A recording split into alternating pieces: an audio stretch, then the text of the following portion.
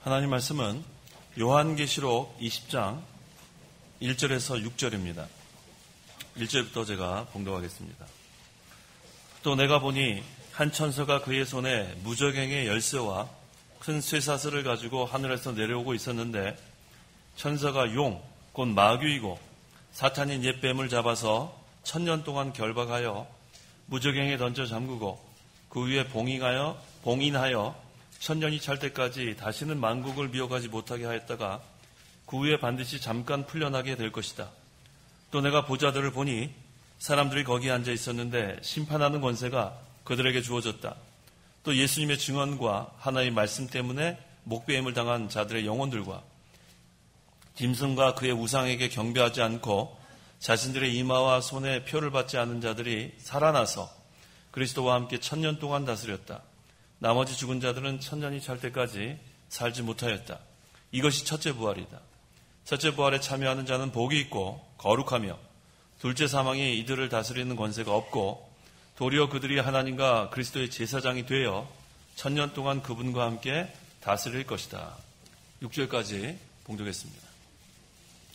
4절 하반절에 그리스도와 함께 1000년 동안 다스렸다고 했고, 또 6절 하반절에는 1000년 동안 그분과 함께 다스릴 것이다 라고 했습니다.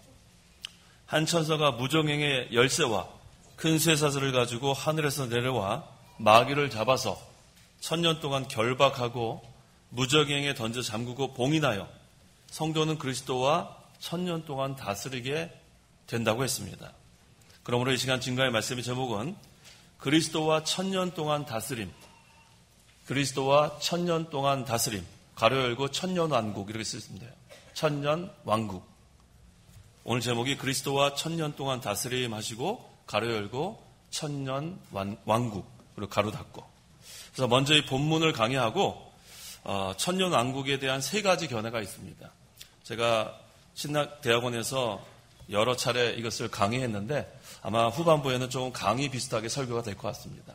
그래도 우리가 이 1000년 왕국에 대한 세 가지 견해를 분명히 알고 왜 우리가 이 역사적 전천년 왕국설을 믿는지 그래서 분명히 알아야 우리가 신앙생활 하는데 도움이 되겠기에 앞부분은 본문을 강의하고 뒷부분은 제가 세 가지 견해 다 얘기하고 그 다음에 왜 어떤 것이 성경적인지에 대해서 결론을 맺겠습니다. 1절에서 3절 읽어보십시오. 1절. 또 내가 보니 한 천사가 그의 손에 무저갱의 열쇠와 큰 쇠사슬을 가지고 하늘에서 내려오고 있었는데, 천사가 용, 곧 마귀요 사탄인 옛뱀을 잡아서 1000년 동안 결박하여 무저갱에 던져 잠그고 그 위에 봉인하여 1000년이 찰 때까지 다시는 만국을 미혹하지 못하게 하였다가 그 후에 반드시 잠깐 풀려나게 될 것이다. 천사가 무저갱의 열쇠와 큰 쇠사슬을 가지고 하늘에서 내려와서 마귀를 잡아 1000년 동안 결박해서 무저갱에 던져 잠근다 그랬습니다. 이 무저갱은 장소예요. 밑이 없는 영적 흑암에 쳐서, 밑이 없어요. 끝이 없는 영적 흑암에 쳐서 그곳에 마귀를 던진다 그랬습니다. 그곳에서 마귀는 나오지 못하니까, 그래서 사람들은 그동안은 1000년 동안은 죄를 짓지 않고 살 수 있기 때문에 우리는 그동안 그 기간을 우리는 1000년 왕국이라고 지칭합니다. 그 후에 반드시 잠깐 풀려나게 된다 그랬어요. 1000년이 지나면 마귀가 잠깐 놓이고 또다시 세상을 미혹합니다. 그래서 그때 마귀에게 미혹된 곡과 마곡, 이 곡과 마곡은 그 기독교를 반대하는 그 반기독 국가를 말하는 거예요. 곡과 마곡이 전쟁을 일으킵니다. 4절 읽어보십시오. 4절. 또 내가 보좌들을 보니 사람들이 거기에 앉아 있었는데 심판하는 권세가 그들에게 주어졌다. 또 예수님의 증언과 하나님의 말씀 때문에 목배임을 당한 자들의 영혼들과 짐승과 그의 우상에게 경배하지 않고 자신들의 이마와 손에 표를 받지 않는 자들이 살아나서 그리스도와 함께 1000년 동안 다스렸다. 목배임을 당한 자들, 복음을 증거하다가 또 하나님의 말씀을 순종하다가 믿음을 지키다가 순교당한 사람들을 말합니다. 이들은 1000년 왕국에서 그리스도와 1000년 동안 다스리게 된다는 말씀입니다.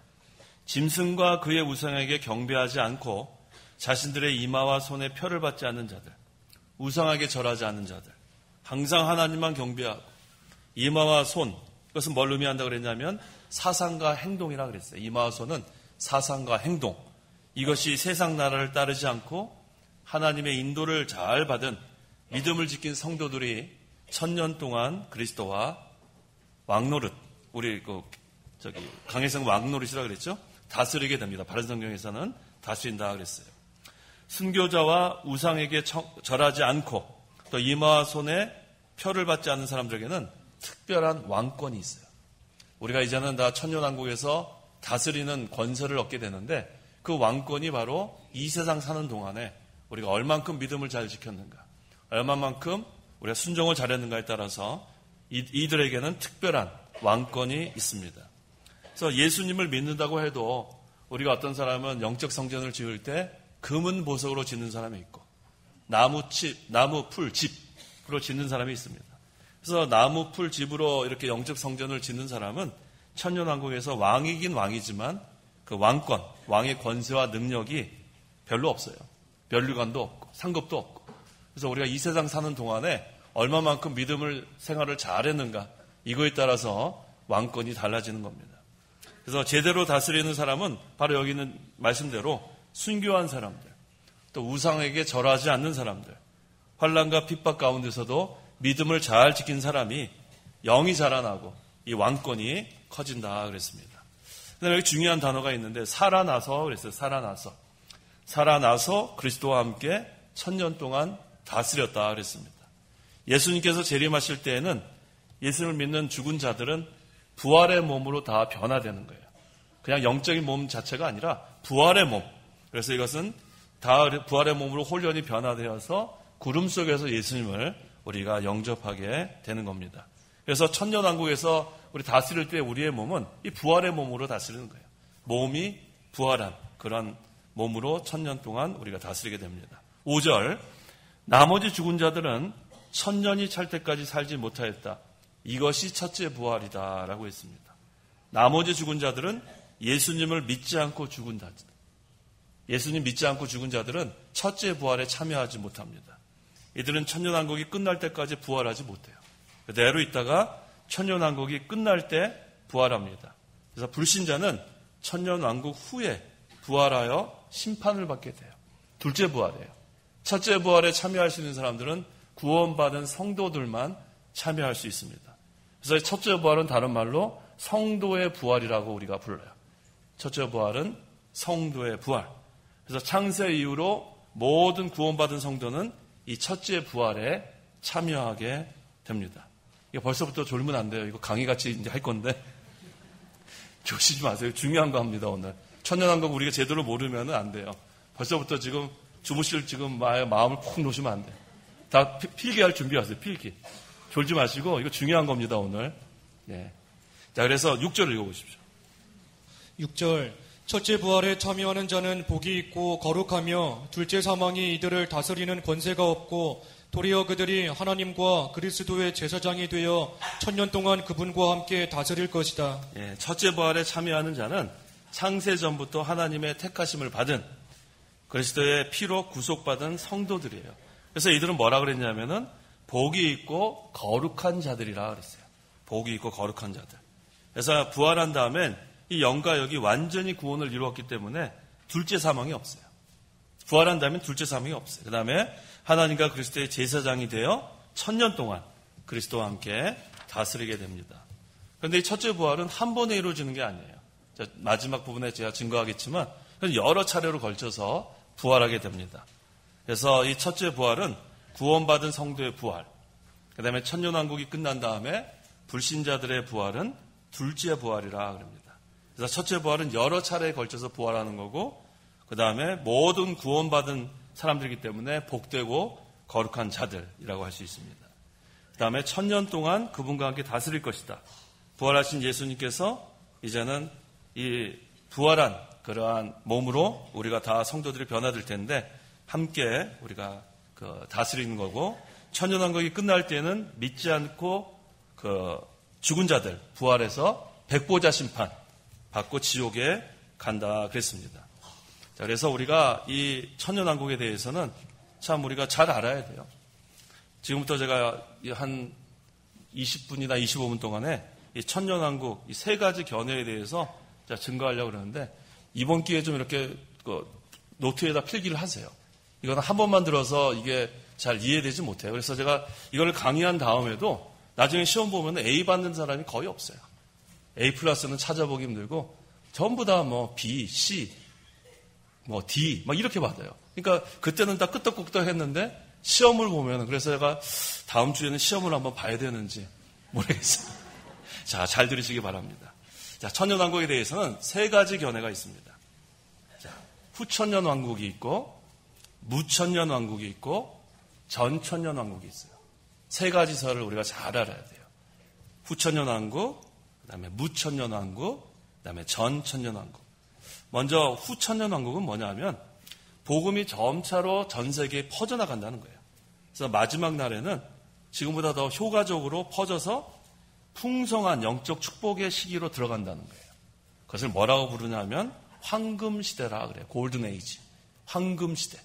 그러니까 복음이 점차로 전 세계로 다 퍼져가지고 결국은 이 세상이, 이 악한 세상이 변화가 되는 거예요. 그래가지고 황금시대가 도래한다는 것을 이 사람들은 믿습니다. 그래서 이 시기를 천년왕국의 지상 통치 기간으로 봐요. 그래서 예수님이 재림이 천년왕국 후에 있다 믿기 때문에 후천년왕국이에요. 천년왕국 후에 예수님의 재림이 있다 그래서 후천년왕국 그렇게 부릅니다. 그래서 이 견해는 근데 처음에는 이 견해를 좀 사람들이 관심을 가졌는데 오늘날에는 여기 따르는 사람이 별로 없어요. 제가 공부했던 미국의 웨스트민스터 신학대학원에 저는 무천년 왕국을 가르치는데 거기서 딱 한 사람만 후천년 왕국을 믿는 교수가 있었어요. 선교학 교수. 그 선교학 교수는 빨리 우리가 가서 선교해야지 이 황금시대가 온다. 그래서 막 우리 데리고 막 멕시코 가서 막 선교하고 그 김에 저 멕시코 한번 갔습니다. 거기 가서 막 그렇게 하고 황금시대가 와야 된다는 거예요. 그런데 이것은 성경적이지 않아요. 성경에 그런 황금시대가 온다고 증거한 적이 없습니다. 그래서 후천년 왕국은 지금 거의 믿는 사람이 별로 없어요. 그래서 후천년 왕국은 이 정도로만 하고 그 다음에 우리가 조금 관심을 가져야 되는 게 무천년 왕국이에요. 이 무천년 왕국은 다른 말로 하면은 실현된 천년 왕국이라 그래요. 실현된 천년 왕국. 그래서 이 한국 교회의 초기에는 이 개혁주의를 믿는 학자들은 전천년 왕국을 믿었지 무천년 왕국을 믿는 사람이 거의 없었어요. 그런데 왜 오늘날은 이렇게 많은 신학교의 신학자들과 조직신학자들이 무천년 왕국을 믿는가? 그 이유가 있습니다.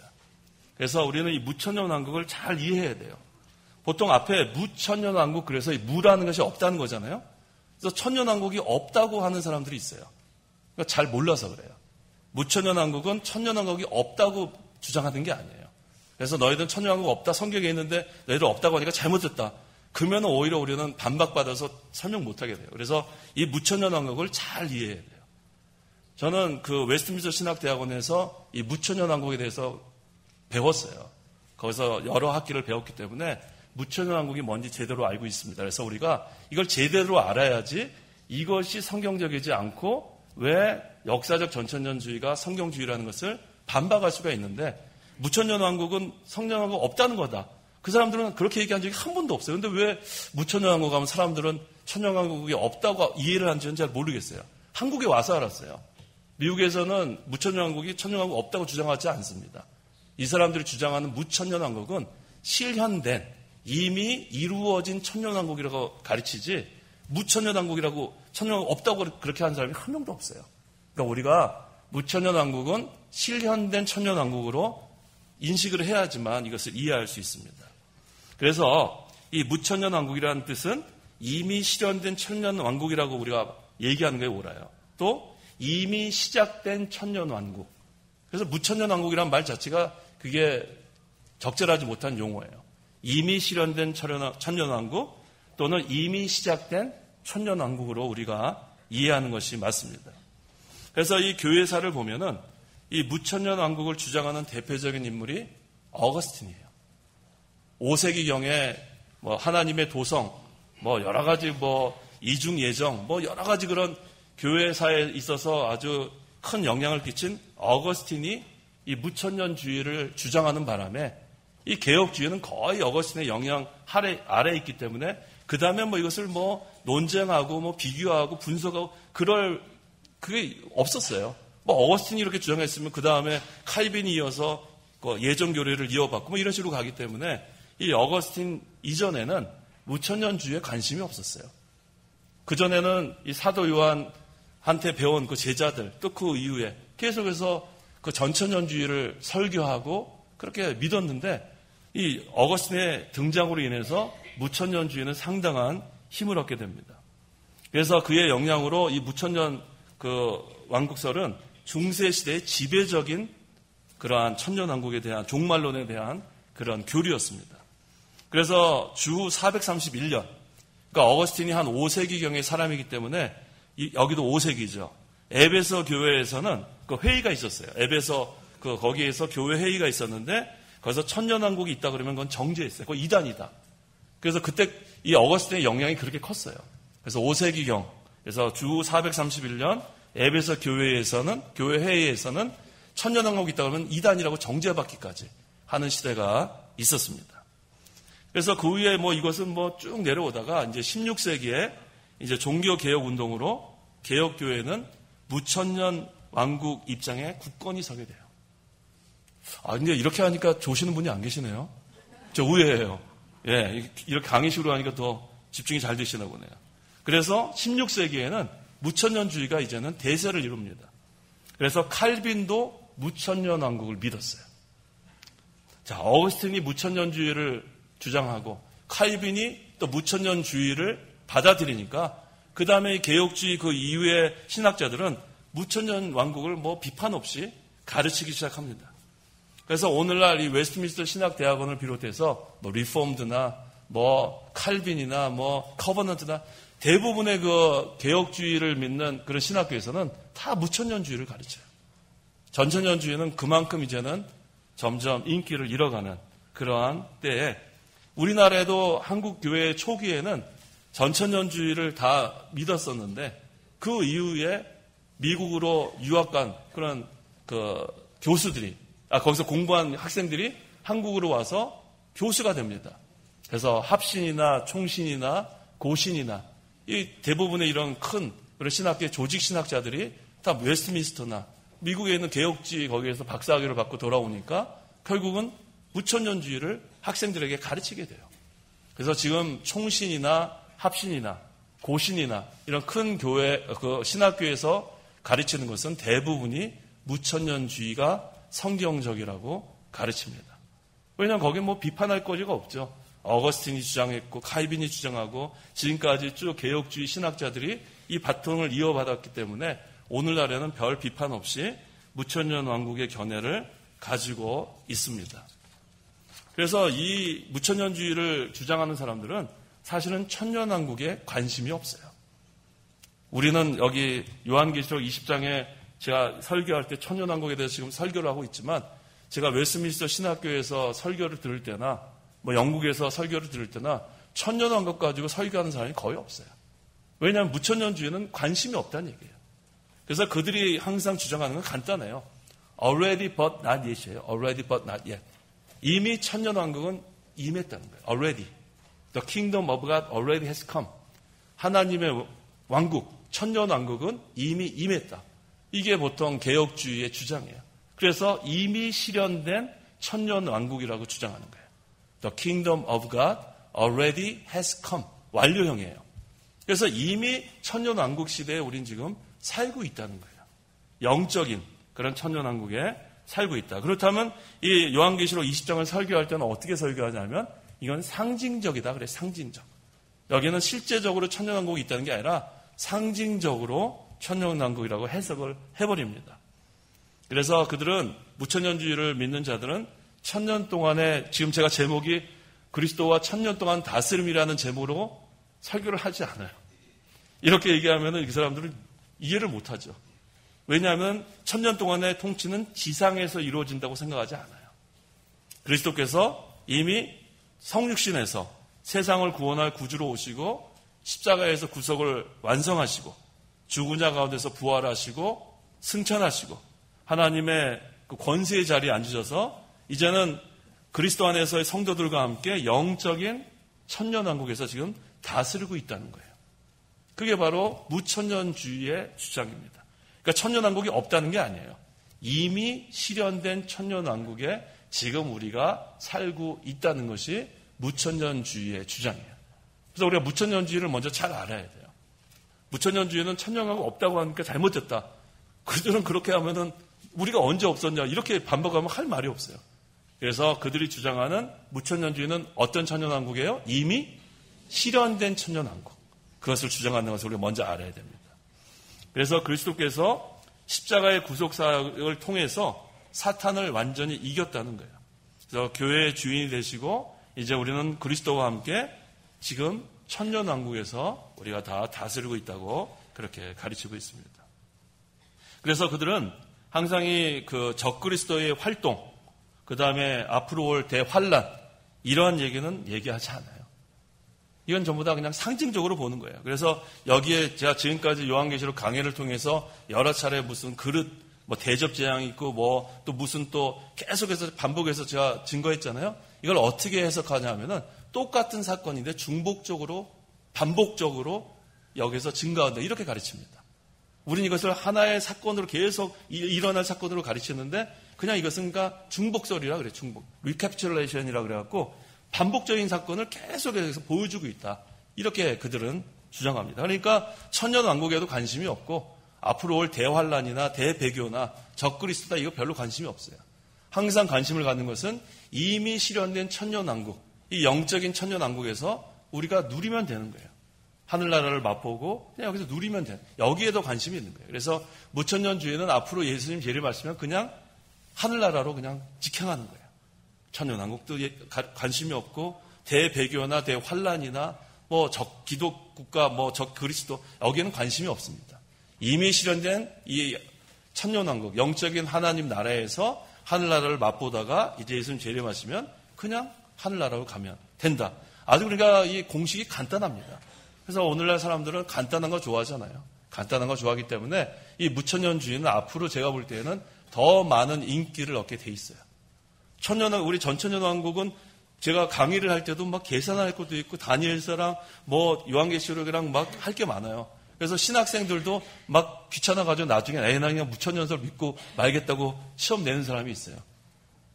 그 정도로 이게 간단한 문제가 아닙니다. 하지만 좀 이따 제가 전천년주의에 대해서 제가 증거하겠지만 그렇게 성경을 쉽게 넘어갈 게 아니에요.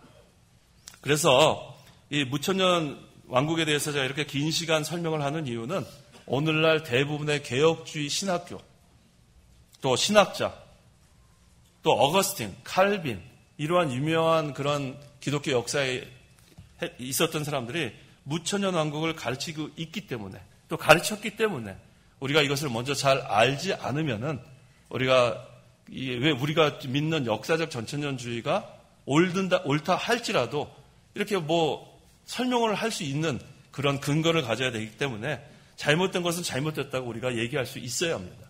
자, 이게 바로 제가 무천년주의에 대해서 설명을 한 거고, 이게 잘못된 견해라는 것을 이유를 이제 설명을 하려고 합니다. 왜 그렇다면 무천년 왕국의 견해가 잘못되었는가? 그것은 요한계시록 좀 전에 20장 4절에 그리스도와 천년 동안 다스린다는 것을 상징적으로 해석한 게 잘못된 거예요. 요한계시록 20장 4절에 분명히 그리스도와 천년 동안 다스린다고 했는데 이것을 실제적인 기간으로 해석하지 않은 건 잘못된 거예요.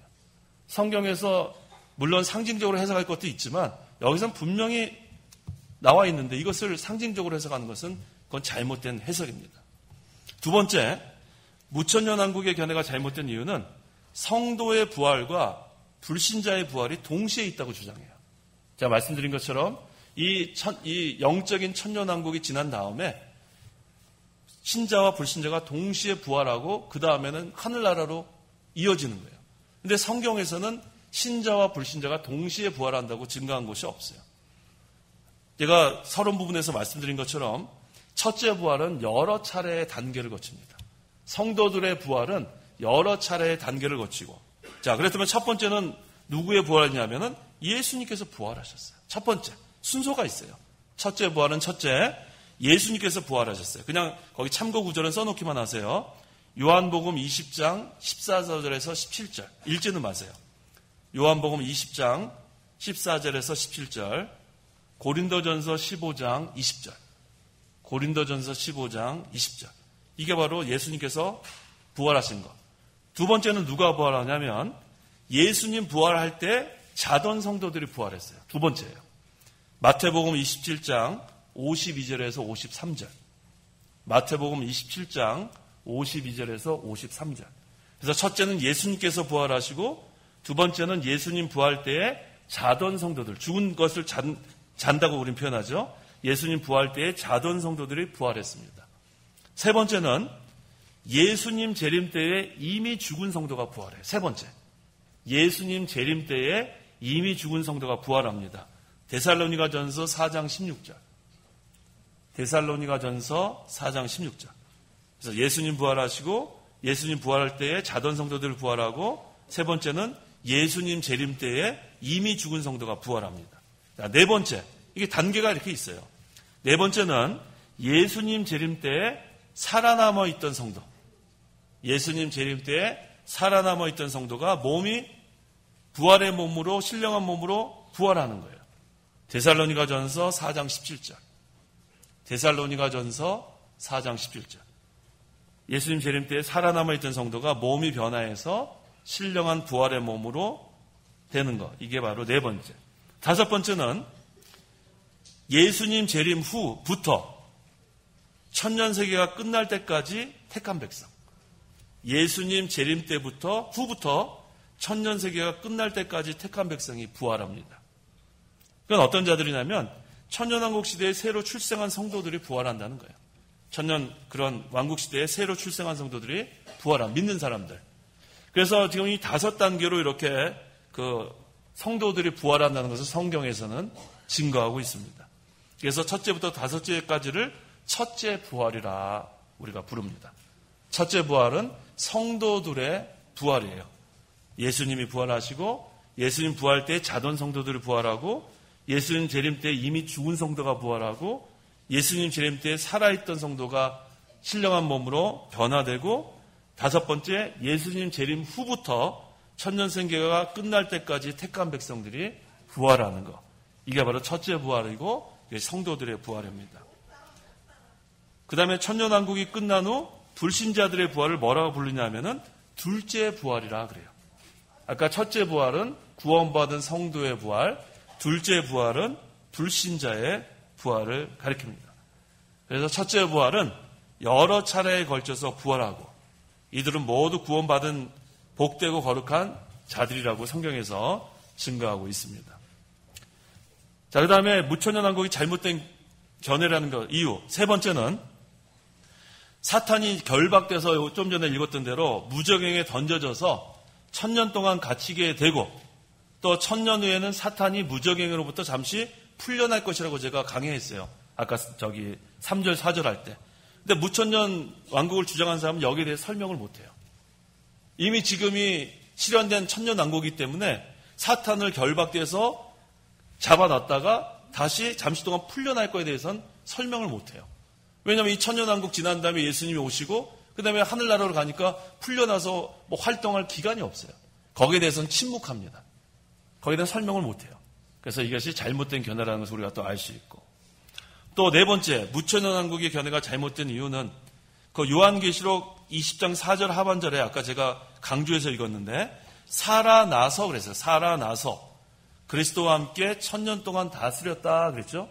거기 4절 하반절 읽어보세요. 살아나서 자신들의 이마와 손에 표를 받지 않은 자들이 살아나서 그리스도와 함께 1000년 동안 다스렸다. 예, 여기서 살아나서는 영이 살아났다는 것이 아니에요. 여기서 살아났다는 것은 부활을 의미하는 거예요. 부활. 그래서 이 몸이 부활의 몸으로 변화돼서 우리가 1000년 동안 다스리는 건데 이것을 영이 살아나서로 해석하는 게 잘못된 해석입니다. 그래서 여기 20장 5절 상반절에 나머지 죽은 자들은 1000년이 살 때까지 살지 못하였다. 부활하지 못한다는 거예요. 이 사람들은 나중에 둘째 부활 때 얘기하는 거죠. 그렇기 때문에 이 첫째 부활은 뭐예요? 몸이 부활하는 거예요, 몸이. 그래서 우리의 그 구원은 영혼 구원만 있는 것이 아니라 몸의 구원도 있어요. 그 다음에 더 나아가서 만물 구원도 있습니다. 만물 회복. 그래서 여기서 말하는 살아나서는 이 몸이 부활의 몸으로 바뀐다는 그렇게 해석해야지 이것이 옳은 건데 이 무천년주의를 주장하는 사람들은 이 살아나서를 그냥 영적인 부분으로만 해석을 하기 때문에 그것은 옳지 않은 해석이라고 우리가 할 수 있습니다. 그래서 이 무천년 왕국 그 외에도 몇 가지 더 있어요. 시간이 지금 많지 않아서 이 정도만 하는데 그래서 이 무천년주의를 우리가 요즘은 너무나도 무분별하게 이것을 받아들이는 경우가 많아요. 제가 우리 대학교에서도 이걸 제가 한 학기 동안 종말론 시간에 가르치는데 이것을 다 근거를 가지고 가르치는데도 불구하고 보면은 한 10명 중에서 1명은 무천년주의로 끝나는 경우가 있어요. 9명은 다 역사적 전천년주의를 믿고 다 졸업하는데 1명은 끝까지 매 학기마다 보면은 그렇게 되는 걸 봅니다. 그래서 이거는 뭐 잘못됐다고 얘기해줘도 도무지 받아들이지 못하는 경우는 어쩔 수 없어요.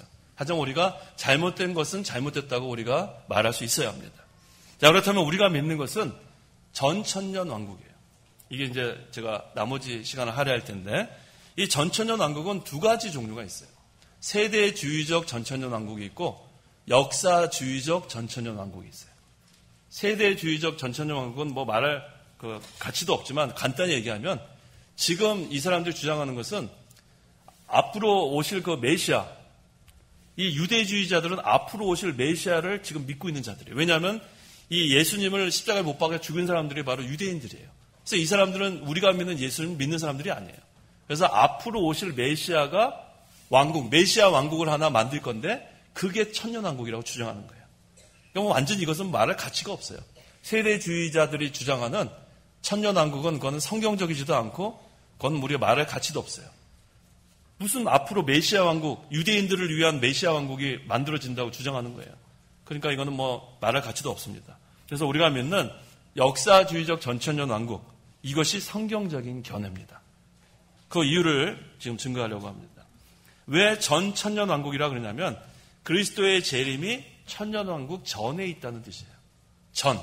천년 왕국. 천년 왕국이 그리스도의 재림이 천년 왕국 전에 있다. 그래서 조금 전에 제가 증거한 요한계시록 20장 1절에서 6절의 말씀을 근거로 하는 겁니다.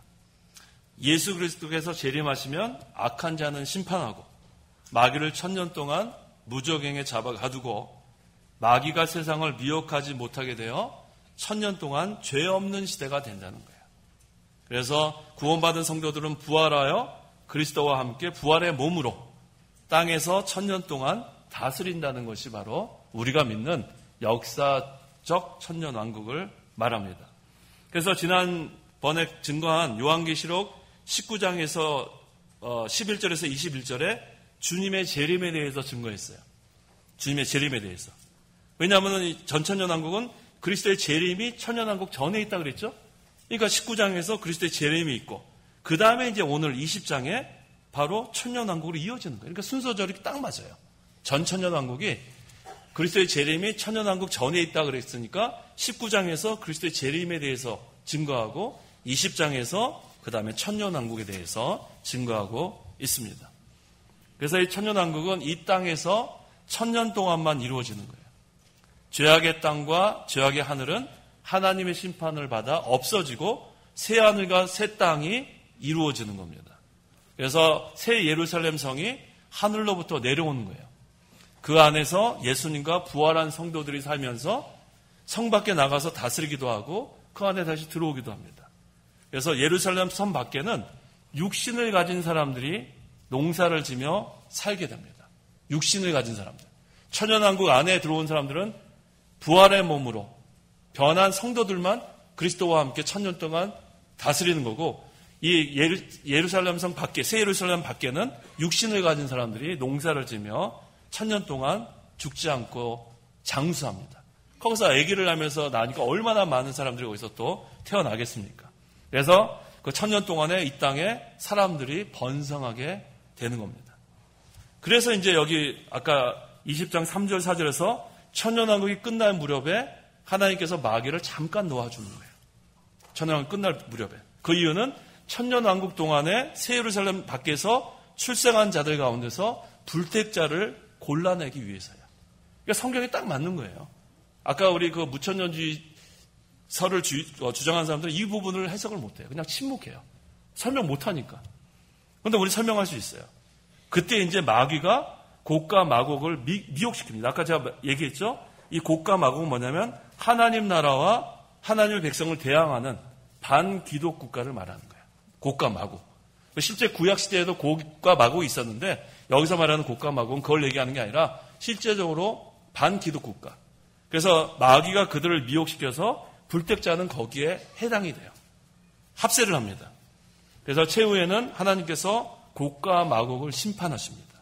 그래서 믿지 않는 자들은 전부 부활하는데 그걸 무슨 부활이라고 하냐면 둘째 부활이라고 그런 거예요.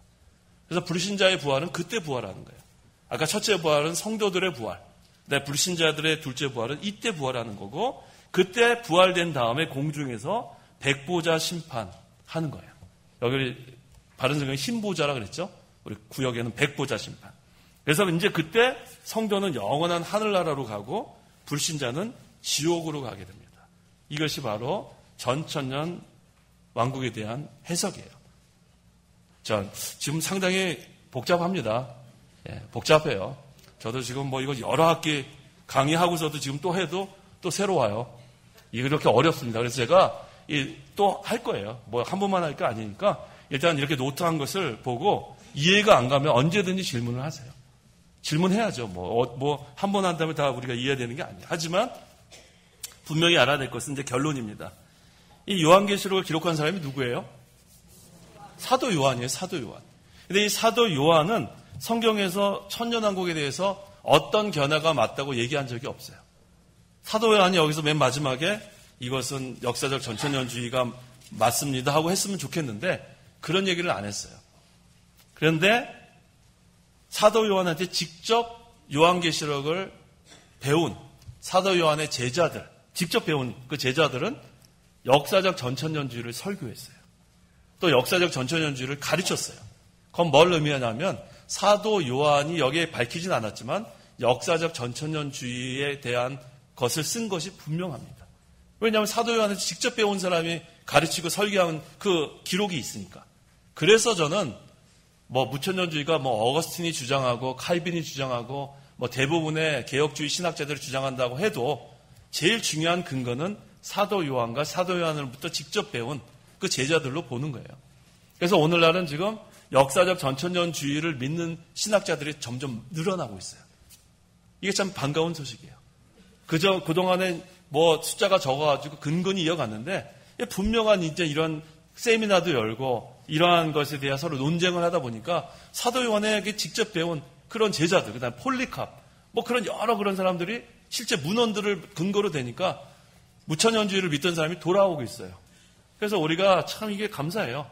처음부터 이것을 우리 이 목사님 처음부터 역사적 전천년주의를 우리에게 가르치셨거든요. 근데 사실 저는 몰랐어요. 강해서를 읽어도 이거 뭐 잘 이해를 못했는데 그래서 많은 사람들이 강해서를 읽으면서도 무천년주의랑 헷갈리는 경우가 많은데 오늘 이것을 계기로 해가지고 헷갈리시면 안 돼요. 우리는 한 가지만 분명히 알아야 돼요. 두 가지를 같이 취할 수는 없습니다. 그래서 역사적 전천년주의가 성경적이라는 것. 그것을 우리가 분명히 알아야 앞으로 우리의 신앙생활은 달라요. 무천년주의를 만약에 믿게 되면은 그냥 편안하게 삽니다. 이 세상에 그냥 하늘나라를 맛보기만 하고 환란이나 뭐 이런 거 뭐 앞으로 무슨 뭐 이 말 배교 전혀 관심이 없어요. 나중에 무슨 하늘나라 가서 왕권이 있고 전혀 관심이 없어요. 편안하게 갑니다. 하지만 역사적 전천년주의를 믿는 신앙을 갖게 되면은 환란에 대한 그러한 고난에 대한 각오도 하게 되고 앞으로 우리가 천년왕국에서 그 왕권이 달라진 거에 대해서 지금 우리가 영이 자라나고 인격이 만들어지고 그리스도의 형상을 닮아고 여기에 관심을 갖게 되고 더욱더 신앙생활에 힘을 쓰게 되는 그런 차이가 있습니다. 그래서 우리가 뭐 이것도 맞고 저것도 맞고 그렇게 가면 안 돼요. 후천년주의와 무천년주의는 잘못된 거예요. 역사적 전천년주의를 우리가 믿고 이것이 성경적이고 사도 요한이 그것에 대해서 기록했다는 것을 우리가 분명히 알아야지만 우리가 성경에 대한 확실한 그러한 해석을 하게 됩니다. 자, 이거 내가 뭐 지금 시간이 얼마 없어서 뭐 천천히 이렇게 뭐 하나하나 이렇게 하지 못했지만 그래도 아마 대강 그 이해는 하셨을 거라고 제가 믿습니다. 이해가 좀 되셨나요? 예, 감사합니다.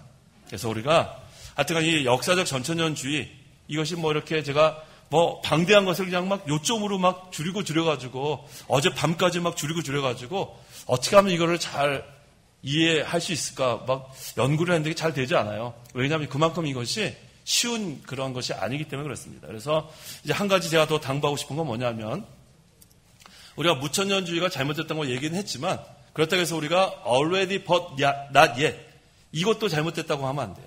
그 사람들이 already 이미 실현된 천년왕국을 주장했기 때문에 그건 잘못된 거지만 분명히 성경에서는 예수님께서 하나님의 나라는 이미 임했다 그랬어요. 거기까지 우리가 잘못된 건 아니에요. 하나님의 나라는 이미 임했다. 그러니까 영적인 하나님의 나라는 이미 임한 거예요.